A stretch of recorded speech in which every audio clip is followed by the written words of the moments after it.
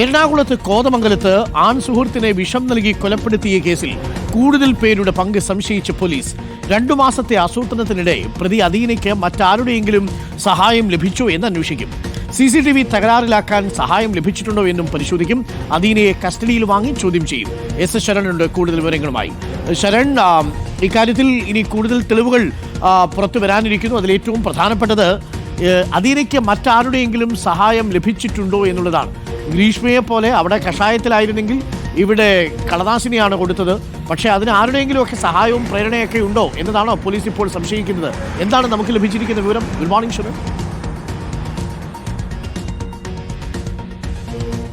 Good morning Arunkumar. എന്തായാലും ഇതിൽ വിശദമായ അന്വേഷണത്തിലേക്ക് കടക്കാൻ തന്നെയാണ് ഇപ്പോൾ പോലീസ് തീരുമാനിച്ചിരിക്കുന്നത്. പോലീസിനെ സംബന്ധിച്ച് പല കാര്യങ്ങളിൽ ഇപ്പോഴും സംശയമുണ്ട്. കൃത്യമായ ആസൂത്രണത്തോടു കൂടിയുള്ള കൊലപാതകമാണെന്ന് ഇതിനകം തന്നെ പോലീസ് കണ്ടെത്തിയിട്ടുണ്ട്. 2 മാസങ്ങൾക്ക് മുമ്പ് തന്നെ ഈ കൊലപാതകത്തിനുള്ള തയ്യാറെടുപ്പുകൾ അദീന ആരംഭിക്കുകയും ചെയ്തിരുന്നു. അപ്പോൾ 2 മാസമായിട്ട് ആസൂത്രണം നടത്തുമ്പോൾ സ്വാഭാവികമായിട്ടും ആരുടെയെങ്കിലുമൊക്കെ പിന്തുണ ലഭിച്ചിട്ടുണ്ടാകാം എന്നുള്ളൊരു വിലയിരുത്തലിലേക്കാണ് അന്വേഷണ സംഘം എത്തിച്ചേർന്നിരിക്കുന്നത്. അതിൽ തന്നെ അന്വേഷണ സംഘത്തിന് ബലമായ സംശയമുള്ളത് നേരത്തെ ഈ കൊല്ലപ്പെട്ട അൻസിലിനെ വീട്ടിലേക്ക് വിളിച്ചു വരുത്തിയാണ് ഇത്തരത്തിൽ കളനാശിനി നൽകിയിരുന്നത്. അപ്പോൾ വീട്ടിലേക്ക് വിളിച്ചു വരുത്തുന്നതിന് മുൻപായിട്ട് ഈ അദീന ഒറ്റയ്ക്ക് താമസിച്ചിരുന്ന വീടാണ്. അപ്പോൾ അവിടെ ഉണ്ടായിരുന്ന CCTV തകരാറിലാക്കുകയും ദൃശ്യങ്ങൾ നശിപ്പിക്കുകയും ചെയ്തിരുന്നു.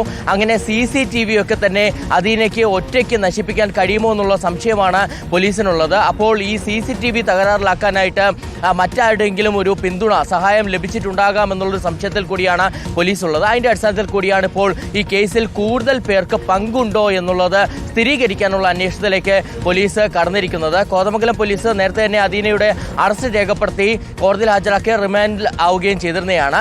ഇനി സ്വാഭാവികമായിട്ടും വരും ദിവസങ്ങളിൽ 2-3 ദിവസത്തിനുള്ളിൽ തന്നെ അതിനെ കസ്റ്റഡിയിൽ വാങ്ങാനുള്ള നടപടികളിലേക്ക് പോലീസ് കടക്കും. കസ്റ്റഡി അപേക്ഷ നൽകി അങ്ങനെ കസ്റ്റഡിയിൽ വാങ്ങിയ ശേഷമായിരിക്കും വിശദമായ ചോദ്യം ചെയ്യലിലേക്ക് പോവുക. എന്തായാലും ചില ദുരൂഹതകൾ ഇപ്പോഴും ഇതുമായി ബന്ധപ്പെട്ട് നിലനിൽക്കുന്നുണ്ടെന്നുള്ളത് തന്നെയാണ് പോലീസ് പറയുന്നത്.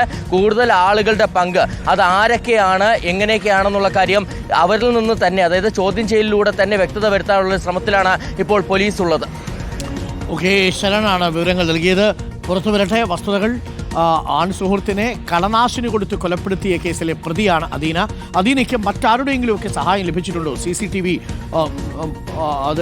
അതിൻ്റെ പ്രവർത്തനം തടസ്സപ്പെടുത്താനും ഒക്കെ വളരെ ആസൂത്രിതമായിട്ടാണ് കേട്ടോ കളനാശിനി കൊടുത്തത് ഈ അദീന എന്ന് പറയുന്ന യുവതി.